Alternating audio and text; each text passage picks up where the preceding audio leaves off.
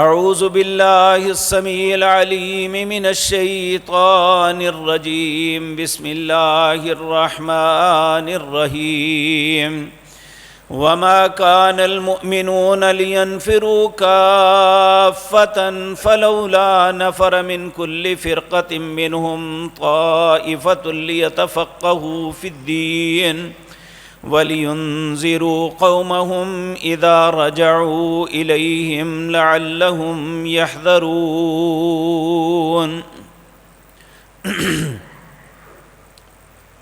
حضرات محترم، عید الفطر کے بعد شوال کا مہینہ وہ ہے جب تمام مدارس میں، مساجد میں تعلیمی سال، نئے تعلیمی سال کا آغاز ہوتا ہے۔ آج کی مجلس میں یہی بات عرض کرنی ہے کہ دین کا علم حاصل کرنا ایک مسلمان کے لیے کتنا ضروری ہے، اور دین کے علم کو نہ حاصل کرنا انسان کے لیے کتنا نقصان دہ ہے۔ یاد رکھیں، علم ہی ایک ایسی چیز ہے جس نے میرے اور آپ کے بابا سیدنا آدم علیہ السلام کو فرشتوں پر فوقیت دی تھی۔ جب اللہ رب العزت نے اپنا ارادہ ظاہر فرمایا، میں دنیا کے اندر ایک نائب پیدا کرنے لگا ہوں، تو فرشتوں نے کہا اللہ تیری تسبیح ہم بیان کرتے ہیں، تیری تحمید بیان کرتے ہیں، یہ زمین میں خون بہائے گا، اللہ تو کیوں پیدا کرنا چاہتا ہے؟ تو اللہ رب العزت نے کہا پھر میں تمہیں بتا دیتا ہوں کہ کیوں۔ آدم علیہ السلام کو اللہ رب العزت نے مختلف چیزوں کا علم دیا اور انہیں فرشتوں کے سامنے پیش کر کے کہا ان باتوں کے متعلق تم بتاؤ۔ تو انہوں نے اپنی بے بسی کا اظہار کیا کہ اللہ ہم عابد تو ضرور ہیں، لیکن جس چیز کا علم آپ نے نہیں دیا اس کا ہمیں نہیں پتہ۔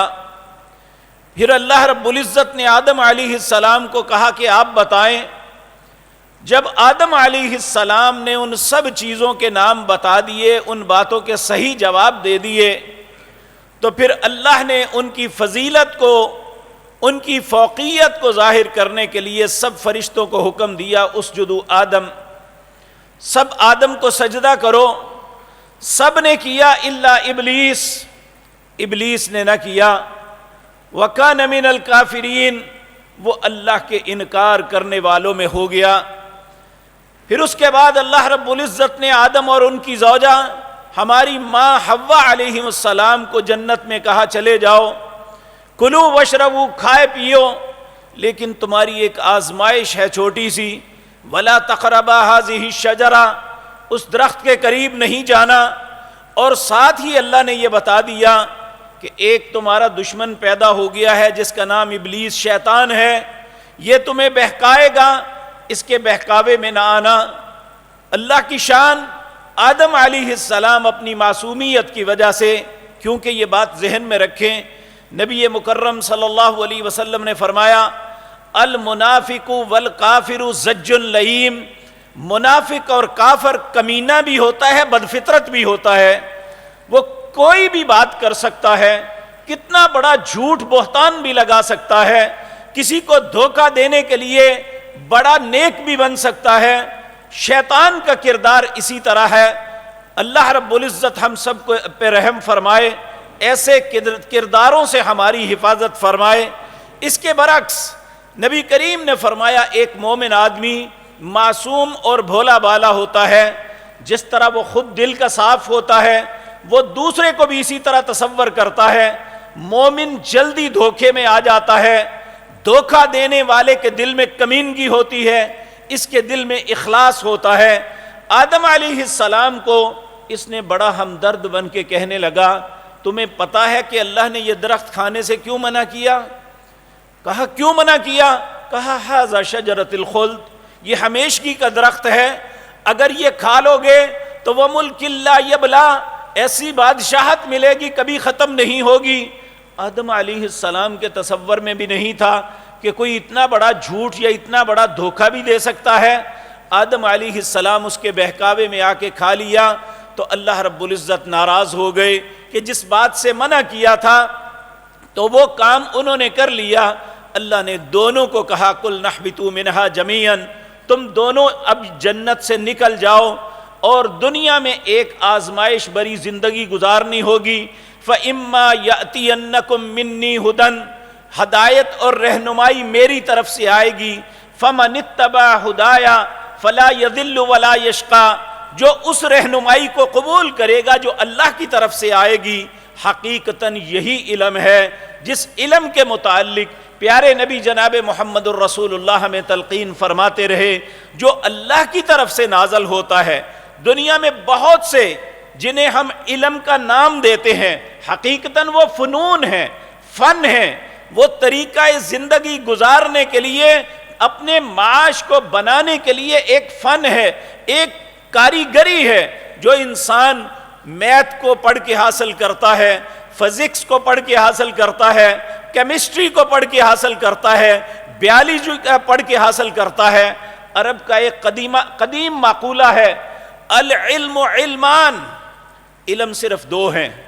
نمبر ایک علم الابدان، بدن کا علم، یہ بیالوجی ہے، انسان کے بدن میں کیا ہے، نقص آ جائے تو کس طرح درست کرنا ہے، جس طرح ڈاکٹر اور حکیم، یہ علم ہے۔ دوسرا وعلم الادیان، دوسرا دین کا علم ہے۔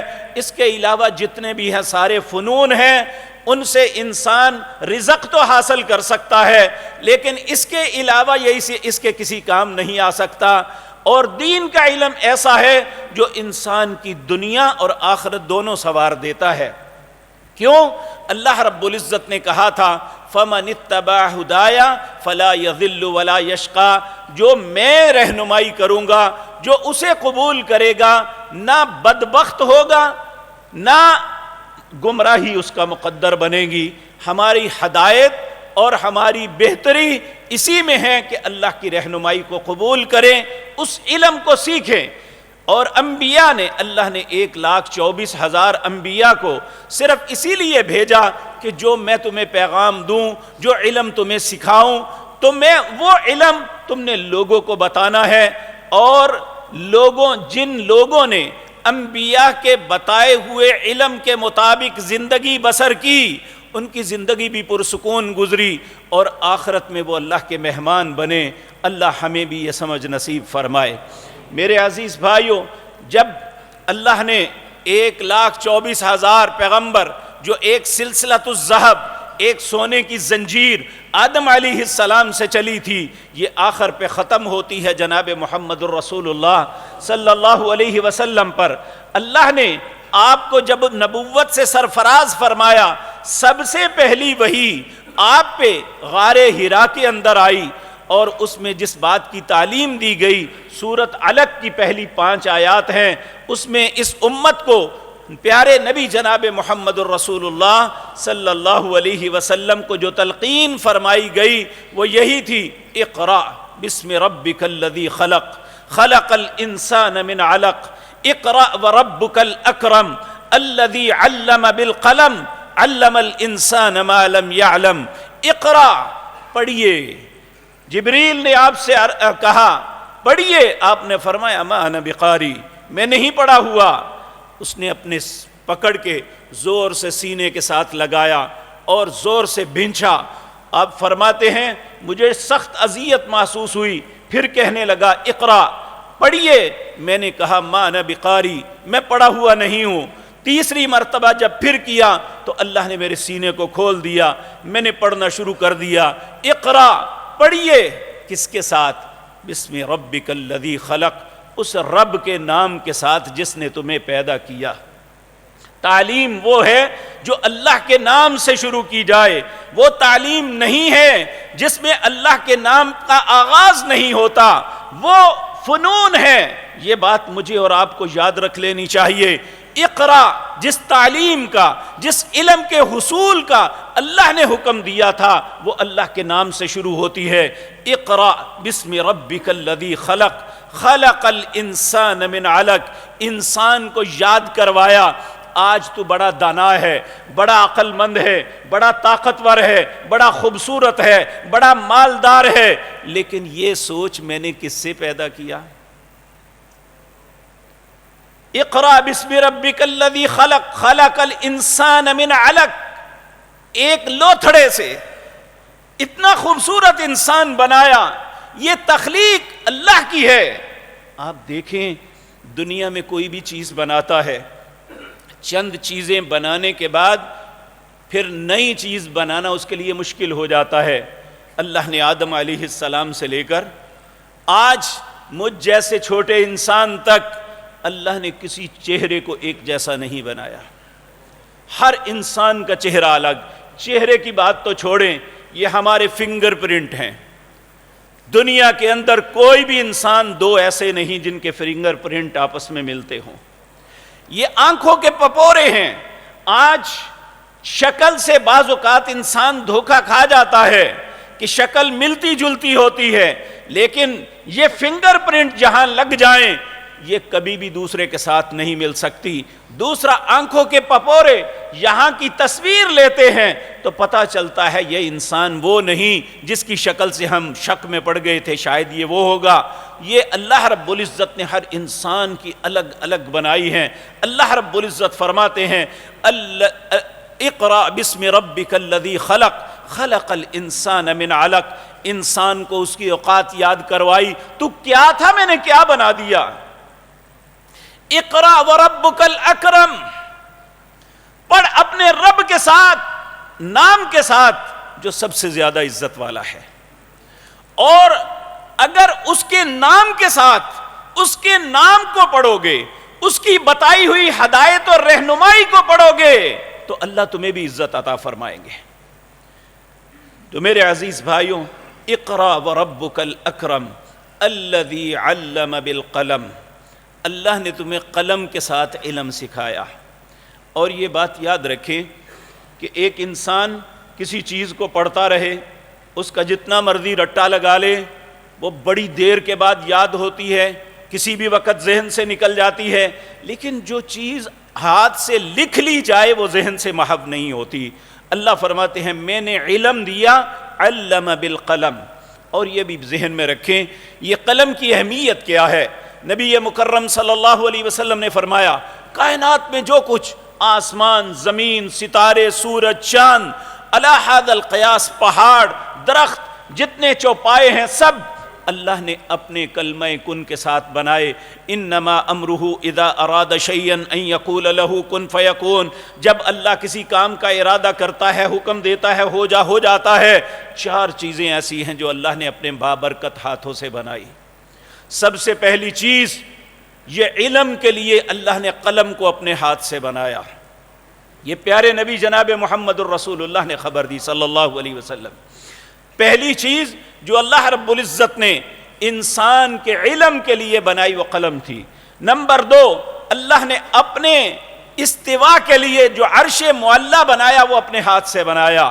تیسرا، میں اور آپ کے بابا سیدنا آدم علیہ السلام کو اللہ نے آپ کے اپنے ہاتھ سے بنایا، اور اگر ہم اس علم کو سیکھ لیں گے، اس علم کے مطابق زندگی بسر کریں گے تو پھر ہمارا ٹھکانہ جو جنت ہوگا اللہ نے وہ اپنے ہاتھوں سے بنایا۔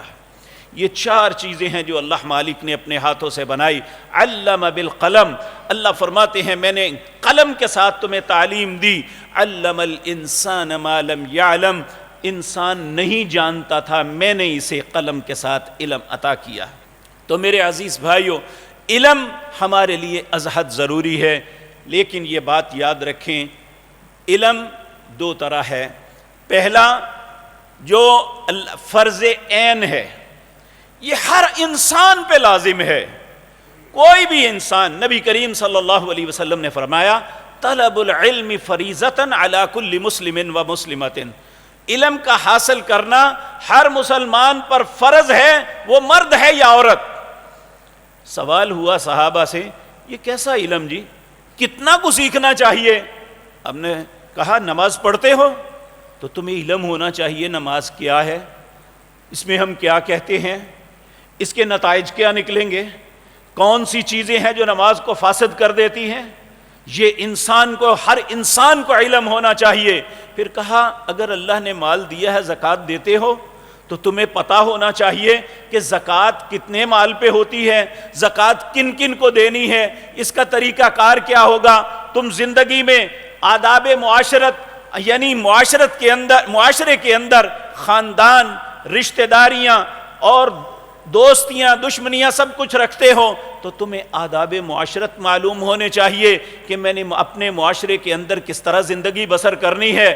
آج ہمارے معاشرے کا بگاڑ ہی یہ ہے، ہمیں اسلام کے آداب معاشرت سے کوئی واسطہ نہیں، نبی کریم صلی اللہ علیہ وسلم کے احکامات یاد ہی نہیں، ہمیں علم ہی نہیں، تو پھر ہمارے دل میں کیسے آئے گا کہ ہمارا معاشرہ سکون کے ساتھ زندگی بسر کر لے۔ ہمیں ان باتوں کا علم ہونا چاہیے۔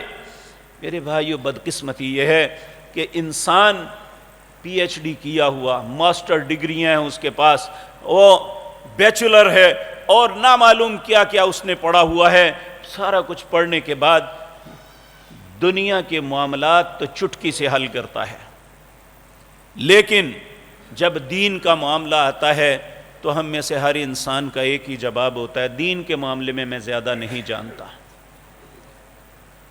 دنیا کے معاملے میں سب کچھ پتا ہے۔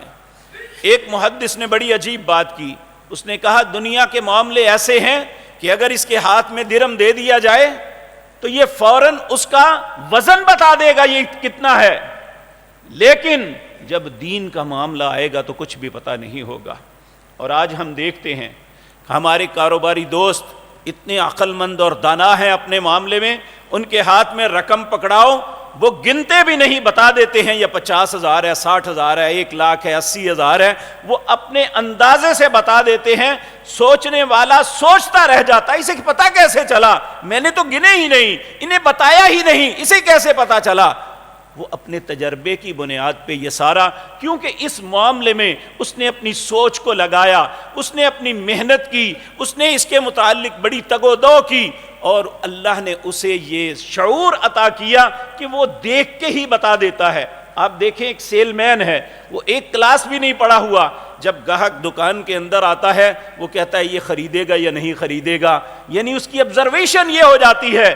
لیکن عجیب بات یہ ہے کہ اللہ نے یہ ساری دانائیاں ہمیں عطا کی، ہم گاہک کو دیکھ کے پتہ لگا لیتے ہیں کہ یہ سودا خریدے گا یا نہیں، ہم پیسے کو دیکھ کے بتا دیتے ہیں کہ یہ کتنی کوانٹی ہے، اتنے اس کے معاملات کیا ہیں۔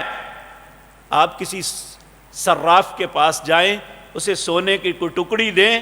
ایک دفعہ ایسا ہوا کہ مسجد میں کسی خاتون نے کڑے دیے، اس کے اوپر سونے کا پانی چڑھا ہوا تھا لیکن اندر اس کے چاندی تھی، وہ میں نے اسے دیا، اس نے تول کے کہا یہ اتنے ہیں، لیکن وہاں ایک مزدوری کرنے والا، وہ جو بناتے ہیں، وہ بیٹھا ہوا، وہ اسے کہنے لگا بھائی مجھے شک ہے کہ اس کے اندر سونا نہیں ہے۔ اس نے کہا نہیں جی، مسجد سے آیا ہے اور پتہ مجھے بھی نہیں تھا۔ تو اس نے کہا مجھے شک ہے، اس نے کہا لیبارٹری میں بھیجو، لیبارٹری میں بھیجا، انہوں نے توڑا تو اس کے اوپر صرف ایک خول چڑھا ہوا تھا، نیچے ساری چاندی تھی۔ اگر ہم اتنے عقل مند ہیں دنیا کے معاملے میں کہ ہم نے کچھ بھی نہیں پڑھا ہوا لیکن اپنے کام کے ساتھ مخلص ہیں، تو ہمیں پتہ چل گیا اس کے اندر جو وہ کچھ نہیں ہے جو باہر نظر آ رہا ہے۔ تو میرے بھائیوں، جب ہم دین کے متعلق اتنے کورے ہیں تو ہمیں کیسے پتہ چلے گا حق کیا ہے یا باطل کیا ہے؟ آج ہم میں سے اکثر لوگ اس بات کا شکوہ کرتے ہیں قرآن ایک ہے، رسول ایک ہے، اللہ ایک ہے، پھر مختلف کیوں؟ میں اللہ کا واسطہ دے کے کہتا ہوں، اگر ہم نے یہی جو ہدایت محمد الرسول اللہ پہ نازل ہوئی تھی صلی اللہ علیہ وسلم، اگر اسے پڑھ لیتے تو ہمیں کوئی شخص دھوکہ نہیں دے سکتا تھا، ہمیں مس گائیڈ نہیں کر سکتا تھا۔ مس گائیڈ اسی وقت انسان ہوتا ہے جب اس کو علم نہیں ہوتا، اسے جو مرضی کہہ دیا جائے وہ سچ سمجھ لیتا ہے۔ آج ہمارا المیہ یہی ہے، اسی لیے ہم مختلف فرقوں میں متفرق ہو چکے ہیں۔ اور یاد رکھیں، جب بھی کوئی اللہ کی اس کلام کو کھولتا ہے، اس سے رہنمائی حاصل کرنے کی کوشش کرتا ہے، اور رہنمائی حاصل کرنے سے پہلے اپنے دل کو صاف کرتا ہے۔ یہ نہیں سوچتا کہ میں نے اسے اپنے مطابق کرنا ہے، بلکہ یہ سوچتا ہے جو یہ کہے گا میں مانوں گا، پھر اللہ اس کو رہنمائی فرما دیتے ہیں۔ تو میرے عزیز بھائیو، یہ ہے فرض عین جو ہمارے اوپر لازم ہے، ہمیں علم ہونا چاہیے۔ اسی طرح میرے عزیز بھائیو، حرام و حلال کا علم ہونا چاہیے ہر مسلمان کو۔ آج ہماری معاشرے کے اندر کرپشن اپنے عروج پہ ہے، اور یقین جانیے روزہ بھی رکھا ہوا ہے، نمازیں بھی پڑھی جا رہی ہیں، لیکن اس کے ساتھ رشوت بھی لی جا رہی ہے۔ نمازیں بھی پڑھی جا رہی ہے، سودے میں دھوکہ بھی دیا جا رہا ہے، اور سودے میں ملاوٹ بھی کی جا رہی ہے۔ کیوں؟ اس لیے کہ ہمیں احساس ہی نہیں کہ حرام کھانے سے کتنا بڑا نقصان ہوگا اور حلال کھانے کے کیا فوائد ہوں گے۔ ہمیں ان باتوں کا علم نہیں، کیونکہ ہم نے سیکھا ہی نہیں۔ اللہ اعوذ باللہ، اللہ ہمیں ہدایت نصیب فرمائے۔ اور عجیب بات یہ ہے کہ ہم میں سے ہر شخص یہ سمجھتا ہے مجھے سب کچھ پتا ہے، واللہ چاہے وہ کہنے والا بھی ہے نا، سب کچھ اسے بھی پتہ نہیں ہوتا۔ وَفَوْقَ كُلِّ ذِي عِلْمٍ عَلِيمٍ، اللہ نے ہر علم والے کے اوپر علم والا رکھا ہے۔ اور یاد رکھیں، نبی کریم صلی اللہ علیہ وسلم کا ٹوٹل علم کسی ایک سینے میں محفوظ نہیں ہو سکتا۔ انسان کہیں نہ کہیں غلطی، صرف انبیاء کی ذات ہے جن سے غلطی نہیں ہوتی، اگر وہ کچھ ایسا سوچتے بھی ہیں تو اللہ ان کی رہنمائی فوراً کر دیتے ہیں۔ لیکن ہمارے ساتھ یہ معاملہ نہیں ہے، ہمیں ٹٹولنا ہوگا، تحقیق کرنی ہوگی، سچ تک پہنچنے کے لیے جدوجہد کرنی ہوگی، اور وہ سچ میری بات نہیں ہے، کسی اور میرے بھائی کی بات نہیں ہے، کسی مولوی پیر امام کی بات نہیں ہے، سچ اللہ کی کلام کی بات ہے، جناب محمد الرسول اللہ کے فرمان کی بات ہے صلی اللہ علیہ وسلم، اور اسی کا نام دین کا علم ہے۔ اور یہ بات یاد رکھیں، کوئی بھی دنیا میں ایک جیسے انسان نہیں ہوتے۔ جہاں اچھے لوگ ہوتے ہیں وہاں کوئی نہ کوئی گندا دانہ بھی ہوتا ہے، یہ ایک فطرت ہے۔ یونیورسٹیوں کالجوں میں اگر خدا نخواستہ کو قباحت ہوتی ہے تو فوراً اسے ڈھانپ دیا جاتا ہے کہ لوگوں کو پتہ نہ چل سکے، لیکن خدا نخواستہ ایسی ہی قباحت مسجد یا مدرسے میں ہو جائے تو اسے پوری دنیا میں اچھالا جاتا ہے، یہ دیکھیں کیا ہو گیا۔ میں یہ ان کی حمایت نہیں کرتا، گندے غلیظ لوگ ہیں جو اللہ کے گھر میں پلیدگی کرتے ہیں، کمینے لوگ ہیں جو اللہ کے مدارس میں جہاں دین کا علم سکھایا جاتا ہے وہاں اپنی خواہشات کی تکمیل کرتے ہیں۔ لیکن اس کا یہ مطلب نہیں کہ آپ 100% سب لوگوں کو برا کہہ کے اپنے بچوں کو پیچھے کر لیں۔ یہی مسلمانوں کی تربیت گاہ ہے، یہیں سے ہدایت ملے گی۔ جب اللہ نے بیت اللہ کو بنایا تھا تو کہا تھا ان اول بیت وضع للناس للذی ببکۃ مبارکا وہدی للعالمین، سب سے پہلے اللہ نے جو گھر بنایا وہ بیت اللہ مکے میں ہے، اور اس میں جہان والوں کے لیے رہنمائی ہدایت ہے۔ یہ جتنی دنیا میں مساجد ہیں یہ کعبۃ اللہ کی بھی بیٹیاں ہیں، اور جو شخص اللہ کے گھر کا ناجائز فائدہ اٹھاتا ہے، قیامت کے دن نبی مکرم صلی اللہ علیہ وسلم نے فرمایا میں نے اپنی آنکھوں سے دیکھا کہ ایک شخص اس کا اندر کا سارا کچھ پڑا ہوا ہے، بیل جو کولو کا بیل ہے اس طرح اپنی آنتڑیوں، اپنے پیٹ، اپنے جو فضلہ اس کے ارد گرد جو ہے گھوم رہا ہے، اور اس طرح بدبو اور تعفن ہے کہ جہنمی بھی پریشان ہے۔ میں نے پوچھا یہ کون ہے؟ آپ نے فرمایا یہ آپ کے امت کے وہ علماء ہیں جو لوگوں کو مس گائیڈ کرتے تھے، جھوٹ بولتے تھے قرآن کا نام لے کے، پیارے نبی جناب محمد الرسول اللہ کا نام لے کے لوگوں کو غلط بیانی کرتے تھے۔ لوگ قرآن کی عقیدت میں، لوگ جناب محمد الرسول اللہ کے فرمان کی عقیدت میں ان غلط باتوں کو تسلیم کر لیتے تھے۔ آج ان کا یہ حال ہوگا۔ تو میرے عزیز بھائیوں، اس لیے ایک علم ہے جو فرض عین ہے، ہر مسلمان پہ لازم ہے کہ اس علم کو سیکھے۔ دوسرا فرض کفایہ ہے۔ وہ علم کون ہے؟ وہ علم جو عالم دین ایک لمبی زندگی میں پڑھ کے سیکھتے ہیں۔ اللہ رب العزت سورۃ توبہ ہے، اس کی آیت نمبر 122 میں فرماتے ہیں وَمَا كَانَ الْمُؤْمِنُونَ لِيَنْفِرُوا كَافَّةً، ایمانداروں کے لیے یہ تو ہو نہیں سکتا کہ سارے کے سارے جو ہے دین کے علوم کے لیے نکل پڑیں، لیکن فلولا نفر من كل فرقة طائفة ليتفقهوا في الدين، ان میں ایک گروہ ایسا ضرور نکلنا چاہیے جو دین کا علم سیکھے اور پھر وَلِيُنذِرُوا قَوْمَهُمْ إِذَا رَجَعُوا إِلَيْهِمْ، اپنی قوم کے اندر واپس آئے، انہیں اللہ کے احکامات سنائے، انہیں ڈرائے، لَعَلَّهُمْ يَحْذَرُونَ، تاکہ لوگ بری باتوں سے بچ جائیں، اچھائی کے رستے کو اپنا لیں۔ تو یہ فرض کفایہ ہے۔ تو جو شخص اپنی اولاد میں سے کسی کو دین کے لیے وقف کرتا ہے، نبی کریم صلی اللہ علیہ وسلم نے فرمایا کہ اللہ رب العزت جب انسان فوت ہوتا ہے، آپ نے فرمایا اذا مات الانسان انقطع عملہ، جب انسان فوت ہوتا ہے تو اس کے اعمال منقطع ہو جاتے ہیں، الا ثلاثۃ، تین قسم کے عمل ہیں جو مرنے کے بعد بھی انسان کے ساتھ رہتے ہیں۔ نمبر ایک، الصدقۃ جاریہ، جو اس نے اپنے ہاتھ سے کوئی بھی بھلائی کا کام، ہسپتال بنا دیا، مسجد بنا دی، مدرسہ بنا دیا، کنواں کھدوا دیا، لوگوں کے پانی کا بندوبست، علی ھذا القیاس لوگوں کی خیر خواہی کا کوئی بھی کام کیا، وہ دنیا سے چلا بھی جائے گا، جب تک لوگ اس سے فائدہ اٹھاتے رہیں گے اسے اس کا اجر ملتا رہے گا۔ یہ ہے ایصال ثواب جو رسول اللہ صلی اللہ علیہ وسلم نے بتایا، یہ انسان کو پہنچتا رہے گا۔ نمبر دو، ولد صالح یدعو لہ، اس کی نیک اولاد جو اس کے لیے دعا کرے۔ نبی کریم صلی اللہ علیہ وسلم نے فرمایا کسی کا بیٹا یا بیٹی اپنے ماں یا باپ کے لیے دعا کرتا ہے، اللہم اغفر لہ وارحمہ، اے اللہ اسے معاف کر دے، اس پہ رحم کر دے، اللہ جنت میں اس کا درجہ بلند کر دیتے ہیں، اللہ اس کی پراپرٹی بڑھا دیتے ہیں۔ وہ اللہ سے پوچھتا ہے مالک میں نے کیا تو کچھ نہیں، یہ مجھے اور کیوں ملا؟ اللہ کہتے ہیں تیرے بیٹے یا بیٹی نے تیرے لیے دعا مانگی، میں نے تجھے معاف کیا تو تو جنت میں آیا، اب اس کی دعا کے سبب میں تیرے درجات کو بڑھاتا رہوں گا۔ یہ ہے ایصال ثواب جو اللہ رب العزت نے مقرر فرمایا۔ تیسرا فرمایا علم ینتفع، وہ علم جو کسی کو سکھا گیا۔ وہ علم کون سا ہے؟ وہ دین کا علم ہے، کسی کو سکھا گیا، کسی کو نمازی بنا گیا، کسی کو نماز کا طریقہ سکھا گیا، کسی کو خرچ کرنے کے رستے پہ ڈال گیا، کسی کو حج اور عمرے کی دعوت دے اور اس نے حج اور عمرہ کر لیا، اور کسی کو روزے کے لیے کہا، اس نے اس کے کہنے پہ روزہ رکھ لیا۔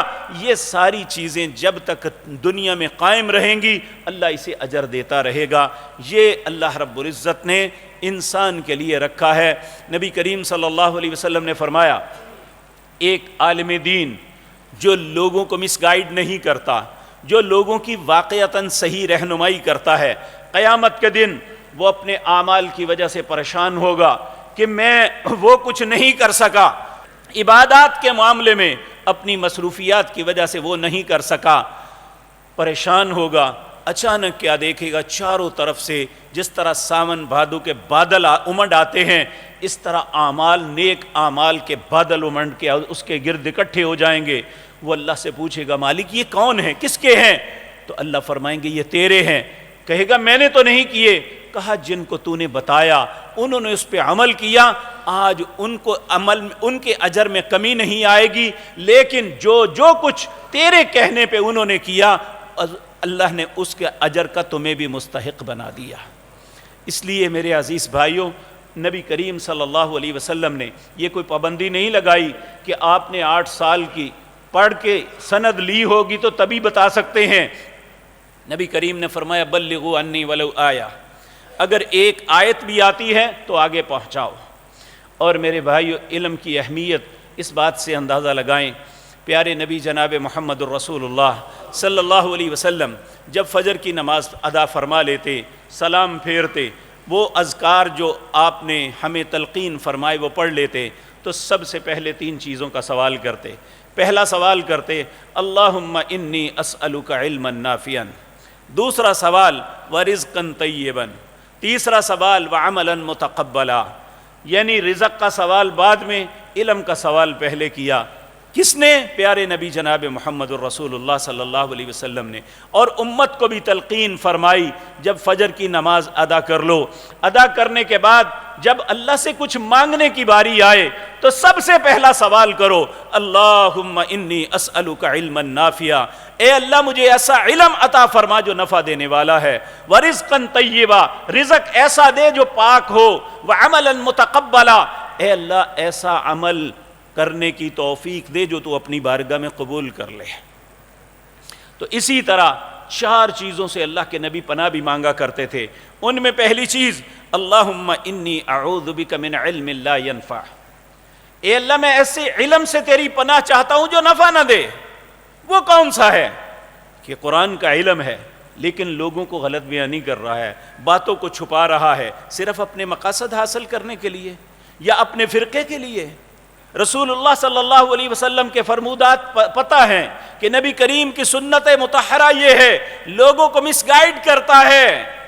یہ ایسا علم ہے جس کا علم تو ہے لیکن اسے نفع نہیں دیتا۔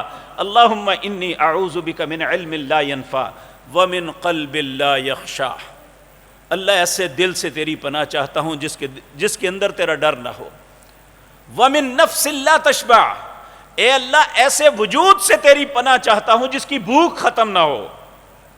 ومن دعوت لا یستجاب لها، ایسی دعا سے بھی تیری پناہ چاہتا ہوں جو تیری بارگاہ میں قبول نہ ہو۔ دعا کب قبول نہیں ہوتی؟ جب انسان کا رزق حلال نہ ہو، جب انسان اپنے رب کو ناراض کر بیٹھا ہو، پھر وہ اللہ اس کی دعا کو قبول نہیں فرماتے۔ امام شافعی رحمۃ اللہ علیہ یہ امت کے بہت نیک لوگوں میں سے ایک ہیں، کہتے ہیں کل العلوم سوى القرآن مشغلۃ، قرآن کے علاوہ جتنے تم سیکھتے ہو یہ سارے ایک مشغلے ہیں، الا الحدیث وعلم الفقہ فی الدین، سوائے رسول اللہ کے فرمودات اور دین کی سمجھ، یہی انسان کے لیے اصل علم ہے۔ کہا العلم ما کان فیہ قال حدثنا، جس علم کو سیکھ رہے ہو اگر اس میں لفظ حدثنا نہیں آتا، یعنی مجھے بیان کیا فلاں نے، فلاں سے بیان کیا فلاں نے، اس سے بیان کیا جناب محمد الرسول اللہ صلی اللہ علیہ وسلم نے، کہا اگر یہ لفظ نہیں آتا وما سوا ذاک وسواس الشیاطین، اس کے علاوہ جتنے علوم ہیں یہ شیطان کے وسوسے ہیں۔ تو میرے عزیز بھائیو، یہ جو فنون عصری ہیں اسے حاصل کرنے سے اللہ نے منع نہیں کیا کہ یہ نہ حاصل کرو، لیکن اگر یہ تو حاصل کریں لیکن دین کو چھوڑ دیں تو اللہ رب العزت کو یہ بات گوارا ہی نہیں ہے۔ نبی کریم صلی اللہ علیہ وسلم نے فرمایا قرب قیامت ایسا وقت آئے گا، یہ حدیث امام ترمذی رحمۃ اللہ علیہ نے اپنی کتاب میں لائے ہیں، 15 نشانیاں قیامت کی بتائی، ان میں ایک نشانی یہ تھی وَتُعَلِّمَ لِغَيْرِ الدِّينِ، لوگ دین کے علاوہ دوسرے علوم تو بڑی محنت، کوشش اور جد و جہد سے سیکھیں گے، اپنے بچوں کو سکھائیں گے، لیکن دین کا علم نہ خود سیکھیں گے نہ اپنی اولادوں کو سکھائیں گے۔ آج دیکھ لیں اگر کوئی شخص دین کی تھوڑی سی تڑپ بھی رکھتا ہے تو گھر میں قاری صاحب لگواتا ہے، 15 منٹ آ کے وہ قاری صاحب کیا اس بچے کی تربیت کر سکتے ہیں؟ اگر آپ اس بچے کو اللہ کے گھر میں بھیجیں گے، وہ لوگوں کو نماز پڑھتے ہوئے دیکھے گا، اس طرح نماز کی ادائیگی کی کوشش کرے گا، اس کے دل میں اللہ کی گھر کی محبت پیدا ہوگی۔ لیکن بدقسمتی یہ کہ بر صغیر میں تو کوئی بچہ مسجد میں آ جائے تو اسے گالیاں دینی شروع کر دیتے ہیں، تقویٰ اس کو سمجھتے ہیں کہ بچے کو پیچھے ہٹا دو، جبکہ یہی تو ہمارا مستقبل ہے۔ ترک کی ایک کہاوت ہے، انہوں نے ایک مسجد کے اندر بورڈ لگایا ہے، اس کا معنی یہ ہے بنتا ہے کہ اگر تمہاری نمازوں کے پیچھے بچوں کی آواز نہیں آتی تو سمجھ لو تمہارا مستقبل تاریک ہے۔ یہ حقیقتاً آج تو ہم ہیں کل نہیں ہیں، آنے والا وقت تو ان بچوں کا ہے۔ نبی کریم صلی اللہ علیہ وسلم ان جوانوں کے لیے یہ دعا مانگتے، اللہم انصر شباب المسلمین، اے اللہ مسلمانوں کے جوانوں کی مدد کر اور انہیں اسلام کی جوانی کا سبب بنا۔ تو حقیقتاً یہی ہمارا آنے والا وقت، یہی ہمارا مستقبل ہے، یہی اللہ کے گھروں کی رونق ہے۔ ہمیں آج ان کی شرارت پہ نالا نہیں ہونا چاہیے، آج ان کی بلند آواز پہ ہمیں غصے میں نہیں آنا چاہیے، بلکہ ان کی تربیت کرنی چاہیے۔ اللہ اکبر۔ میرے عزیز بھائیوں، یہ دین کا علم کیا ہے؟ حضرت ابو ہریرہ رضی اللہ تعالی عنہ مدینے کے بازار میں ایک دن نکلے، بازار اپنے عروج پہ تھا۔ آپ نے زور سے لوگوں کو مخاطب فرمایا، اے بازار والو، تمہیں کس چیز نے روک رکھا ہے؟ لوگوں نے عرض کیا، کس بات سے؟ حضرت ابو ہریرہ فرمانے لگے کہ نبی کریم صلی اللہ علیہ وسلم کی میراث مسجد میں تقسیم ہو رہی ہے، تم بازار میں الجھے ہوئے ہو، جاؤ نبی کریم کی وراثت وصول کر لو۔ لوگوں نے سب کچھ چھوڑا، دوڑ کے مسجد میں پہنچے۔ جب وہاں گئے تو واپس آ کے کہنے لگے، ابو ہریرہ تمہیں اچھا نہیں لگا کہ اتنا سخت مذاق ہمارے ساتھ کیا ہے؟ انہوں نے کہا، میں نے کیوں مذاق کیا ہے؟ انہوں نے کہا کہ تم نے کہا رسول اللہ کی میراث تقسیم ہو رہی ہے، تو وہاں تو کچھ بھی تقسیم نہیں ہو رہا۔ حضرت ابو ہریرہ نے پوچھا، آپ نے وہاں دیکھا کیا ہے؟ تو کہنے لگے، رعینا قوما یصلون، ہم نے کچھ ایسی قوم کو دیکھا جو نماز پڑھ رہی تھی، وقوما یقرؤون القرآن، کچھ ایسی قوم تھی جو قرآن پڑھا رہی تھی، وقوما یتذاکرون الحلال والحرام، ایک قوم ایسی تھی، ایک جماعت ایسی تھی جو ایک دوسرے کو حرام اور حلال کا درس دے رہی تھی۔ فقال لهم ابو ہریرہ کہنے لگے، ویحکم، افسوس ہے تم پہ، فذاک میراث محمد صلی اللہ علیہ وسلم، یہ قرآن کا پڑھنا پڑھانا، حدیث کا پڑھنا پڑھانا، حرام و حلال کی تمیز سکھانا، یہ تو رسول اللہ کی میراث ہے، تم نے وہ لی نہیں۔ تو میرے عزیز بھائیوں، ہماری نظروں میں میراث صرف اور صرف مال و دولت ہے۔ نبی کریم صلی اللہ علیہ وسلم نے فرمایا، وہ شخص، اس نے سب سے زیادہ بہتر جو میراث چھوڑی وہ قرآن ہے۔ دو معنی ائمہ مفسرین نے کیے ہیں اس کے۔ ایک یہ کیا ہے، انسان جس قرآن پہ ہمیشہ زندگی بھر پڑھتا رہتا ہے، وہ چھوڑا تو اس کی اولاد میں سے کسی نے اس سے پڑھنا، کہا یہ بہترین میراث ہے جو اس نے اپنی اولاد کے لیے چھوڑی۔ اور ایک اس کا معنی یہ ہے کہ اس نے قرآن کا علم دوسروں کو دیا، یہ اس نے وراثت بانٹی ہے اپنی۔ جب تک لوگ پڑھتے رہیں گے، یہ سلسلہ پھیلتا رہے گا، اسے اس کا اجر ملتا رہے گا۔ آپ جتنے مرضی بڑے ریاضی دان بن جائیں، علم کیمیا کے مہارت بن جائیں، آپ مٹی سے سونا بنا دیں، لیکن اس کا کوئی اجر نہیں ملے گا۔ اجر اگر ملے گا تو قرآن پڑھنے پڑھانے کا بنے گا۔ ہم میں سے ہر انسان کو بہتر بننے کا شوق ہے۔ نبی کریم صلی اللہ علیہ وسلم نے فرمایا، خیرکم من تعلم القرآن وعلمہ، تم میں سب سے بہترین وہ ہے جو قرآن پڑھتا ہے یا قرآن پڑھاتا ہے۔ اللہ کے نزدیک سب سے بہتر وہ ہے۔ تو میں یہ بات پہلے بھی عرض کی آپ سے، ایک شخص تھے جس کا نام ابن ابزہ تھا، حضرت عمر کا خلافت کا دور ہے، آپ مدینہ منورہ سے ایک سفر کے لیے نکلے، مکہ کے قریب سے گزرنے لگے تو مکہ کے گورنر کو پتہ لگا کہ امیر المومنین یہاں سے گزر رہے ہیں۔ اس نے اپنی جگہ ابن ابزہ کو اپنا نائب مقرر کر کے حضرت عمر سے ملنے کے لیے گئے کہ میں اپنی کارکردگی بتاؤں اور ان سے رہنمائی لے لوں۔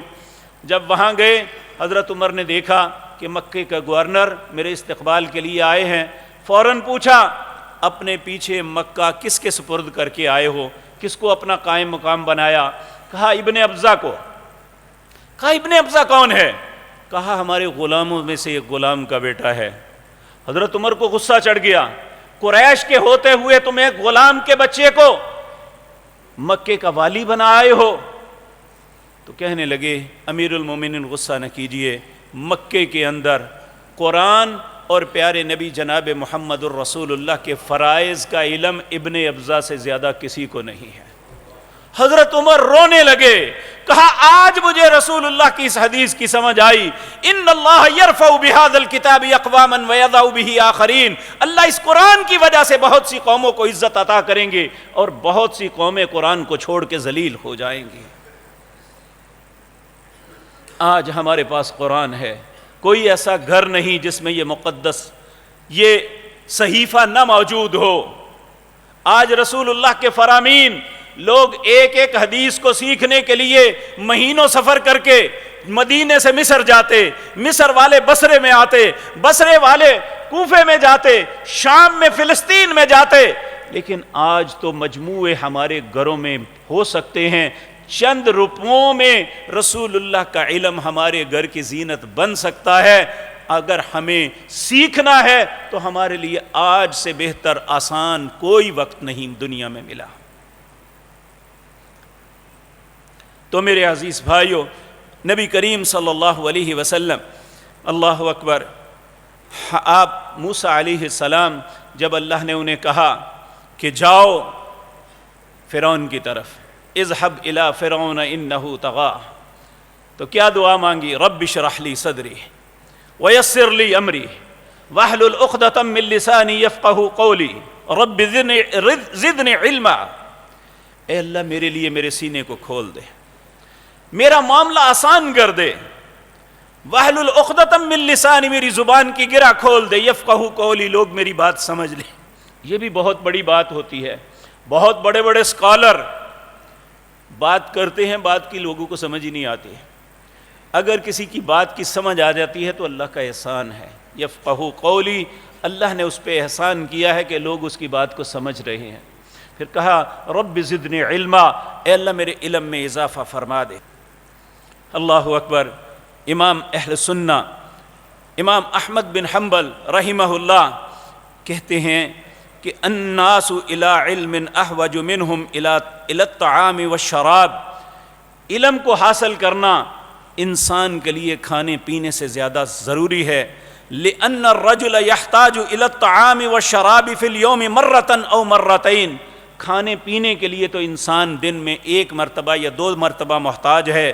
وحاجته إلى العلم بعدد أنفاسه، علم جو ہے انسان کو ہر سانس پہ ضروری ہے کہ اسے پتہ ہونا چاہیے کہ میں سانس کیسے لینا ہے۔ تو اس لیے میرے عزیز بھائیو، ہم پہ لازم ہے کہ جب تک دین کے علوم سیکھنے والے مسلمان مملکت کے بیوروکریٹ تھے، تب تک مسلمانوں کے عروج کو کوئی ذکر نہیں پہنچی تھی۔ جب ہم انگریز کی تعلیم کو حاصل کرنے والے کو اپنا بیوروکریٹ بنایا، حکومت کی باغ دوڑ ان کے ہاتھ میں پکڑائی، کرپشن، ناانصافی، ظلم و زیادتی مسلمان معاشروں کا حصہ بن گئی۔ مغل حکمرانوں نے کتنی مدت تک تھوڑے ہونے کے باوجود پورے ہندوستان پہ، اس وقت بیوروکریٹ کون تھے؟ جو فاضل عربی یا منشی فاضل کیے ہوئے تھے، فارسی زبان کے اندر دین کو سمجھا یا عربی زبان کے اندر دین کو سمجھا۔ آج ہمیں یہی پڑھایا جاتا ہے۔ اگر اکنامکس پڑھا دیتے ہیں تو وہ بچے پہ پختہ مہر لگ جاتی ہے کہ سودی نظام کے علاوہ کوئی نظام دنیا میں نہیں چل سکتا۔ کہ اللہ نے جھوٹ بولا تھا؟ آج کسی مسلمان نوجوان جو کسی کالج یونیورسٹی سے اکنامکس کی تعلیم حاصل کر کے نکلتا ہے، اسے پوچھ کے دیکھ لو، وہ کہتا ہے دنیا میں نظام سودی کے علاوہ ہے ہی کوئی نہیں ہے، اس کے علاوہ چل ہی نہیں سکتا۔ آپ کسی کاروباری سے پوچھ لیں، وہ بھی کہے گا نقد اور ادھار کے فرق کے بغیر کاروبار چل ہی نہیں سکتا۔ لیکن اللہ کہتا ہے نہیں، یمحق اللہ الربا ویربی الصدقات، اللہ اس کو گھٹائے گا، اللہ صدقات کو، جو کسی کے ساتھ خیر کرو گے اسے بڑھائے گا۔ یہ چیز ہمیں دین سکھائے گا، یہ ہمارے کالج یونیورسٹیاں نہیں سکھائیں گی۔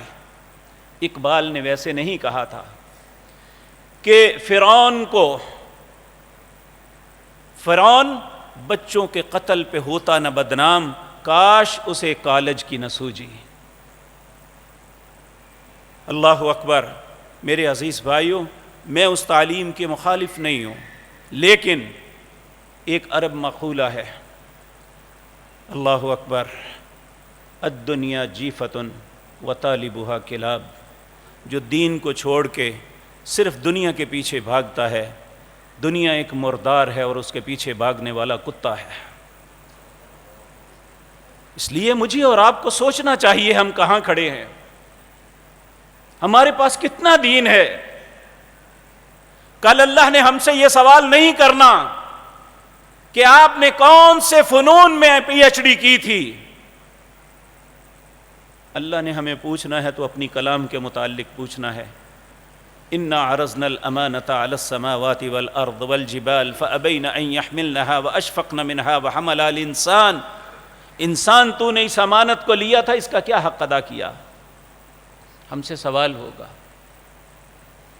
نبی کریم صلی اللہ علیہ وسلم نے فرمایا یہ انسان کا سینہ یہ ایک خوبصورت گھر کی طرح ہے، اگر تو اس سینے کے اندر قرآن کا کچھ حصہ موجود ہے تو اس گھر میں آباد رہنے والا بھی کوئی ہے۔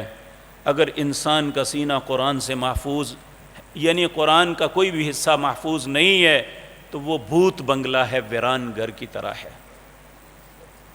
دوسرا اللہ رب العزت نے فرمایا فلا یتدبرون القرآن، یہ قرآن کے معاملے میں تدبر غور و فکر کیوں نہیں کرتے کہ اللہ تمہیں کیا کہہ رہے ہیں، تمہیں زندگی گزارنے کے لیے کیا طریقہ بتا رہے ہیں، کیوں نہیں سوچتے؟ ہمیں اس کے لیے چونکہ ہم عجمی ہیں ہمیں اس کا ترجمہ پڑھنا چاہیے۔ جب ہم خود اپنی آنکھوں سے پڑھیں گے، رسول اللہ کے فرمودات پڑھیں گے تو پھر کوئی ہمیں مس گائیڈ نہیں کر سکے گا۔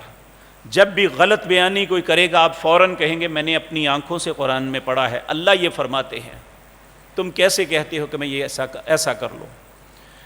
اگر آپ کو رسول اللہ کا فرمان سنا کے کوئی غلط بیانی کرے گا آپ فوراً کہیں گے میں نے اپنی آنکھوں سے رسول اللہ کے نماز کا طریقہ، روزے کا طریقہ، زکوٰۃ کا طریقہ پڑھا ہے، میں کس طرح تمہاری بات مان لوں؟ میرے لیے تمہاری حیثیت نہیں، میرے لیے رسول اللہ کی حیثیت ہے صلی اللہ علیہ وسلم۔ تو اس کے لیے ضروری ہے کہ ہم دین میں، اللہ رب العزت نے فرمایا من یرد اللہ بہ خیرا، اللہ جس بندے سے بھلائی کا ارادہ کرتا ہے یفقہہ فی الدین، اسے دین کی سمجھ دے دیتا ہے۔ تو اگر مجھے یا آپ کو دین کی سمجھ نہیں ہے تو ہمیں دکھ افسوس کرنا چاہیے اپنے آپ پہ کہ میرے رب نے میرے ساتھ بھلائی کا ارادہ نہیں کیا۔ وَمَن يُرِدِ اللَّهُ بِهِ خَيْرًا، یہ میری بات نہیں ہے، میرا فتویٰ نہیں، رسول اللہ کا فرمان ہے صلی اللہ علیہ وسلم۔ مَن يُرِدِ اللَّهُ بِهِ خَيْرًا يُفَقِّهُ فِي الدِّينِ، اللہ ہمیں دین کو سمجھ کے اس کے پہ عمل کرنے کی توفیق عطا فرمائے۔ اقول قولی ھذا واستغفر